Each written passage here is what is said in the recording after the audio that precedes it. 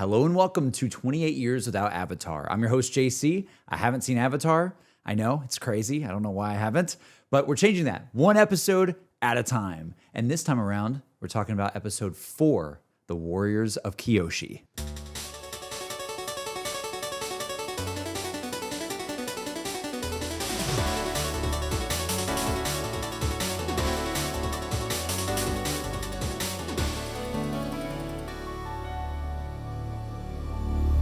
So after all of the somber moments in the last episode, after all the moments of Aang sort of realizing, oh man, I'm maybe the last of my people, and realizing like the dramatic nature of all of that, and the whole world knowing that the Avatar exists, what is the first thing that happens in this episode? Well, not even the first thing that happens in this episode. What happens in this episode?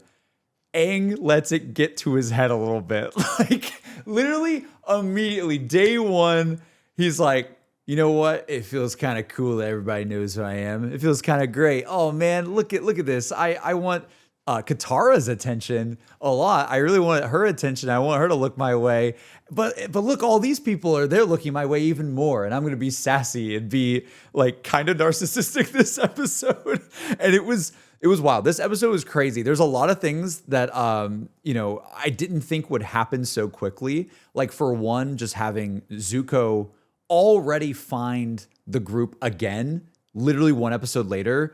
I thought that wasn't gonna happen for like much longer. I thought that we would go probably like 3 or 4 episodes, maybe see some more stuff on Zuko's side of things. And then we would get something where, okay, like now he's found them after a lot of searching. No. He found them very, very quickly. And I don't know if it's implied that Aang's sort of like braggadocious nature this episode of being the Avatar is the reason why, but I think it kind of was like he was spotted and he kind of hung out, and he wasn't really being undercover or anything like that at all. It's just like, hey, let's go to Kyoshi Island, and while we're there, I'm having fun, and oh look, everyone knows me, and I'm a living legend, which he is. To be fair, he is. But yeah, Zuko found them very fast, so I didn't expect that to happen. But before we get to that, we need to talk about a couple of things. For one, this giant creature in the water. Well, there's a couple of creatures in the water. We had them going to the island. Our main character's going to Kyoshi Island, which is this new location we've never seen before. They're already on a new journey, right? And when they're there, they encounter these like giant koi fish that are I think they call them like elephant koi fish. And Aang was really, really like enjoying that, having so much fun with that, and trying to, get Katara's attention and make her think that he's so cool. But what's so funny is like Katara definitely already thinks he's cool. So like, why is he doing all this? Like, he's just, man, like you don't even realize like she already has gone along with like being a part of your party and helping you out, and you're going together and you're traveling together. Like she already thinks you're pretty cool, especially judging from the first couple episodes. You don't need to do all that, but I get it. You want to impress Katara. I get that.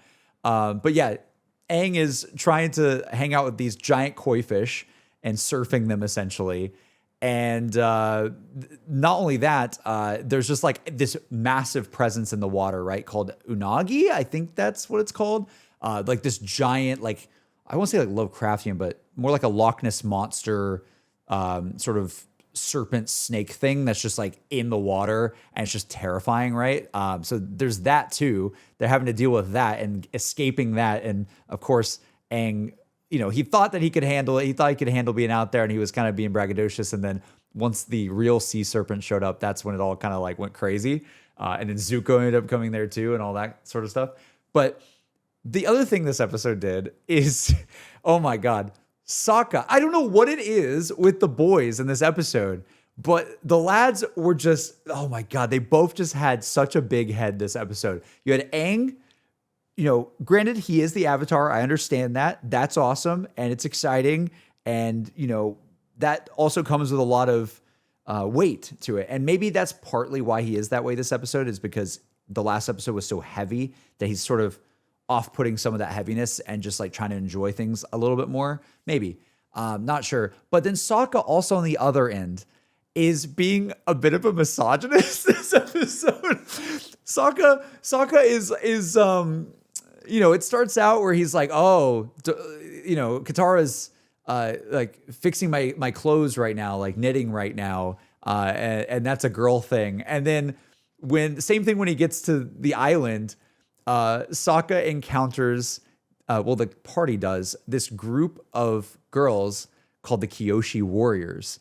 And by the way, oh my God, they're pretty cool. They're really, really cool. And Sokka's just like, oh, I don't think that, there's no way they could have captured us. No way. There's no way that they could have gotten the jump on us. Like, where's the men that did it? They surely they weren't the ones that actually like caught us and trapped us and imprisoned us for a little bit. Where's the men? Where were they? And oh my God, boy, did he get a rude awakening this episode. It was so entertaining though. I at first when that was happening, I was like, oh God, I'm like cringing because like as a viewer, you're watching it and you know when Sokka says something like that at the start of the episode, and then he says something like that again, you're like, okay, where is this going? Because he has made like, oh, that's a girly thing, or oh, girls can't do that, like multiple times over, like at the start of the episode. And I'm over here like, oh my God. And then Aang is also being like kind of annoying to Katara in this episode. I'm like, oh my God, what is happening? We've been gone for 1 day. We left 1 day. This is one of the first stops of the journey that we've seen. And they're just going like crazy. And then we get introduced. This is what I want to get to Sokka's like foil in a way. I don't know what the right word is, but a character that just completely contrasts with what Sokka's worldview is at this current time. And that is a character named, I believe, Suki. And Suki is a part of these Kyoshi warriors. I'm not sure if they are, I mean, they're wearing like green outfits. And my brain, when I see green, I'm like, oh, that's Earth, right? But I don't think they're like earthbenders because they didn't seem to have any powers, unless I'm completely losing my mind and I didn't notice. And you guys are gonna be like, JC, what are you talking about? Like they literally did. But I don't think so. I think that they were just a very, very like disciplined and strong like group of almost like ninjas. You know what I mean? Like ninja warriors that are very, very like awesome in combat, but maybe not so much in terms of like powers. They're just really good with like hand-to-hand combat and things like that. But yeah, Suki, we got to talk about her. Oh my God. So she shows up, she's a part of this group, and just immediately is just putting Sokka in his place. And it's so entertaining. Like I'm going to be honest, I'm going to say it. And I have no idea if this is a thing that people already did with this show when they were watching it, or if it's something that happened later, or if it's bad too. I have no idea, but I kind of ship Sokka and Suki. I kind of do. That was pretty cute. Like just the idea that he comes into this episode and he's like, ah, man, like that's a girly thing. Blah, blah, blah. And also like, it has to be the men that capture us. Where are they at? Where's the real men? And then Suki's over here like, excuse me. And then they go, all right, show us what you got. Show us what you got, Sokka. You're so good, right? Like what do you have? What are you going to do? And he just absolutely gets like, he just gets put in his place. He gets literally like knocked back, falls back on his ass, like he just completely doesn't fully, like his whole worldview shattered in that moment. And Suki is so sassy to him and she's so fun to watch. I love like just the way that they look. Like I love that, I don't know what you would call it, but like just their outfits and like the sort of like the face makeup that they wear, right? Like all of that is just super cool. Like it's super memorable, like right out of the gate, seeing them for the first time. And yeah, I just enjoyed that so much. I enjoyed that they, it started out with Sokka just not understanding, like, yeah, they're actually really good. And then it quickly ended up being like, okay, now you're going to learn.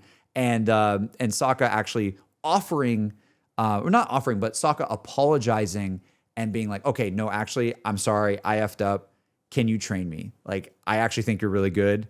And I was wrong a little bit ago. I apologize. Can you train me a little bit? And then, of course, still being like embarrassed a little bit more along the way. But I like that Sokka has this sort of growth moment in this episode where it's like, okay, he has a character flaw. And he thinks that like male warriors are like of course, the only people that can be strong, right? And it's just like, we all know that that's not true. And if you've even watched this season so far, like Katara's definitely had moments already expressing so much strength. And that's what's so funny is like, that's right in front of him all the time. But why does he still think that? And I think with this episode, I like that it tackles a problem. I like that it's like, okay, Aang is having a problem of letting the fame get to his head a little bit too much. Sokka's having a problem of thinking that the world works a certain way, and them going to a place on their journey that immediately confronts his worldview. And then, not to mention, all that just sort of like coming back around in the end with like Zuko coming in and going, okay, I'm going to like destroy this village to find the Avatar. And both characters, both Aang and Sokka, sort of redeem themselves with their errors of thought and errors of way in this episode, with Aang jumping off of Appa and doing one last move to like wrangle the sea serpent and then use the sea serpent to put out the fire, right? And granted, Aang understands that I think he effed up, and I think he understands that he let it get to his head a little bit, and the best thing for him to do now is leave, unfortunately. But I do like that he gets that moment of like, hold on, I can do one more thing and try to save this village.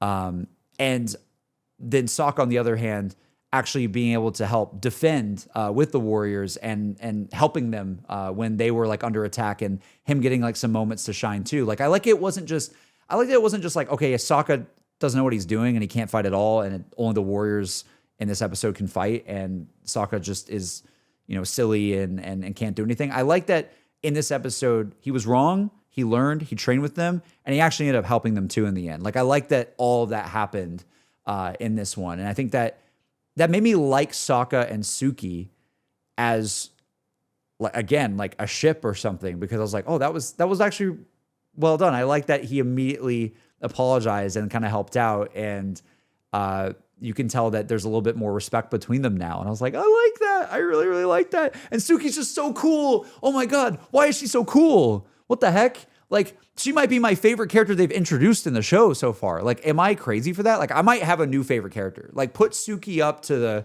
MVP of the episode list, and maybe my favorite character in this episode. Like, I guess that is the MVP, right? But yeah, she goes very high to the top of my list right now because I just love seeing her dynamic, and I love that she completely proved herself, but also had some vulnerable moments too. It wasn't just like she's being mean the whole episode. She had a little bit of vulnerability.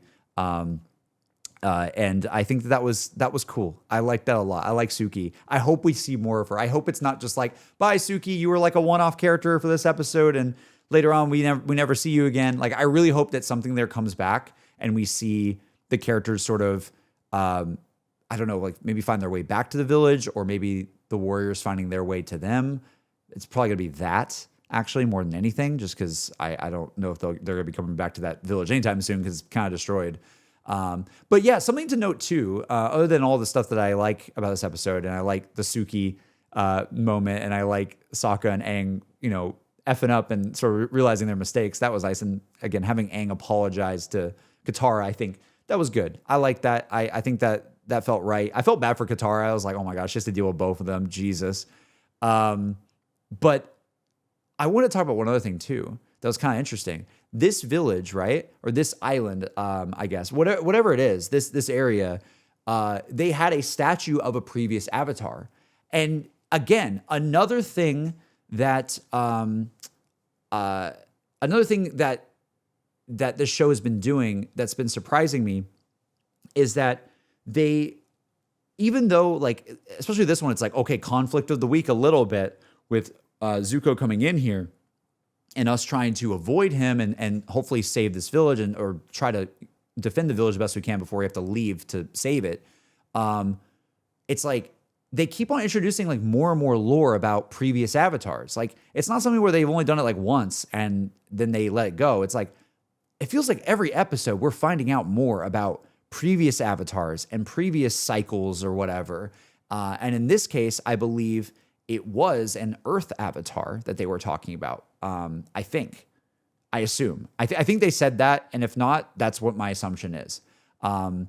It just looked like that to me. I can't remember if they said that fully now, the more I'm thinking about it. But yeah, like seeing that there was another avatar, and also, again, what a perfect moment to have it in this episode when the boys are kind of being annoying to women. Let's be real. You show that a previous avatar literally was a woman, right? Again, kind of reminds me of I said this when I was reacting to it. It kind of reminds me of Doctor Who a little bit, where the Avatar can kind of like reincarnate and come back, and it can be anyone, and anyone can have that spirit within them, right? And I like that there's like a moment where like a little kid in the village like looks up at the Avatar statue and goes, "Aang, you were pretty," and Aang's like, "Yeah, I guess so," or something like that. And I thought that was super like interesting, because it's like, yeah, you have the characters sort of tackling like their prejudice and their like a little bit of their misogyny, to be honest. And not only that, they're growing up. Like it's a thing. I don't mind them having these problems as long as they learn from them, right? But not only that, you have like a thing like sitting in the village the entire time of the episode going, "Look, you guys are wrong." You know what I mean? Like, or, "Hey, look, this is what you were in another life. This is what the Avatar was." And I think sort of this symbolism, if you will, of seeing the fire sort of surrounding it at like the end of the episode, I think kind of just shows like, hey, this is a legacy that you need to uphold, and don't let fame get to your head too much, Aang. And for Sokka, you need to realize that women in this world can be very strong and be powerful. And literally the most powerful thing, right, is being the Avatar, right? And there's a statue of a previous Avatar who's a lady, and I don't know who she is really too much, but I bet she was badass. You know what I mean? And I think this show does like a really good job of like conveying some like themes and arcs of characters very quickly, and having them like have these like mini arcs in these episodes. Like, I don't know if like Sokka's gonna like fully be, like, I don't know if his worldview is completely changed immediately from this episode, but I like that he had growth, right? And I like that Aang had growth. And I like that even like, Katara and Aang like had their moment, and Sokka and Suki had their moment. Like, a lot of characters had their moment this episode. And I just like that this show has like problems, and they're tackling them, and it's a lot of like, and this one specifically is more like emotional problems and like how they view the world. And I like that a lot. Like, I like how this show tackles this stuff. I don't know. It doesn't seem like, how like some media, like it feels kind of like too on the nose or things like that. Like, I don't know why, but in this format, in this way, this show just does a very good job of being like, oh yeah, like that. I see why this person might think that, but, or why they grew up a little sheltered and they don't really understand. But yeah, once they get out there more, they're going to confront some things and hopefully grow from it. I don't know. I like this episode a lot. I think it's cool. I think really the only one that didn't really grow from it is from anything this episode is maybe Zuko. I don't think Zuko really grew.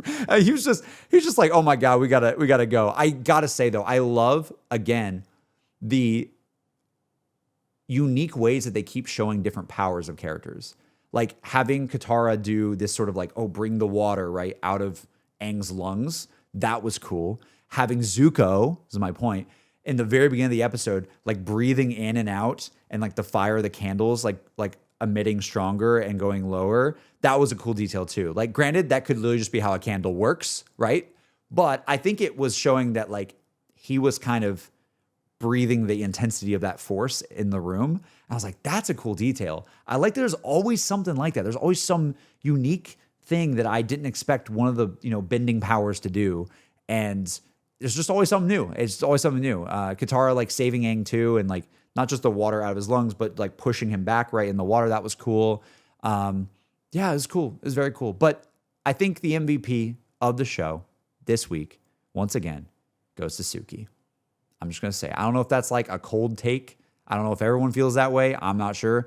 But Suki was cool. Her voice also sounded very, very familiar. And I don't know what I am thinking in my head, but it could be from Persona or something, because she just sounds familiar. There's something about her voice that sounds super familiar to me. But I love her voice. I love like all the VAs in the show so far. I think they all do a really good job. And yeah, I think that she was super fun to watch. And I didn't expect to get like a brand new character and group of like warriors, literally, to happen in this one. And I thought they were awesome. And I want to see more of them. Give me more, please. Thank you. Give me more. But yeah, that's my thoughts on this episode so far. I think like, although I think my like list of like best characters and favorite characters is probably around the same. But I would say that Suki goes very high up on the list now, and I want to see more of her. And I really hope I do this season. That would be nice. And I want to see more earthbending. I feel like that's the thing we're still missing is earthbending stuff. Like, I guess people, like, did they follow the earthbending avatar? But they didn't have powers? Maybe. But, like, I want to see more earthbending. I want to see that happen because we see the other ones more, but not that one. And that's, like, eerily weird. Like, they're, like, saving it or something.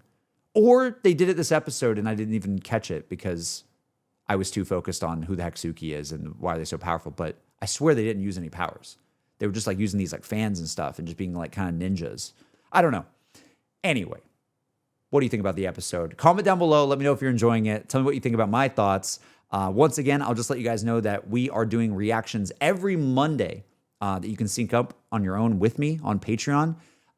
Those come out day and date every morning on Monday at 9 a.m. So I hope to see you guys over there if you want. You don't have to. It's no pressure or anything like that. But if you want more bonus content on top of this and you want to watch it with me, feel free. A lot of people signed up, and it was not even a thing I was going to do. Again, I keep saying that, but it wasn't a thing I was going to do until people, like, asked me to do it. So I really appreciate you guys for supporting in that way because this is just a passion project, and now it's turned into, like, a really cool thing. So I appreciate y'all a lot. I really hope you enjoyed this episode. Hope your Monday and rest of your week goes very, very well. And I'll see you guys for episode 5. Can you believe it? Episode 5 next week? That's crazy. We're getting through it slowly but surely. It's happening. See you soon. Thanks, y'all. Bye.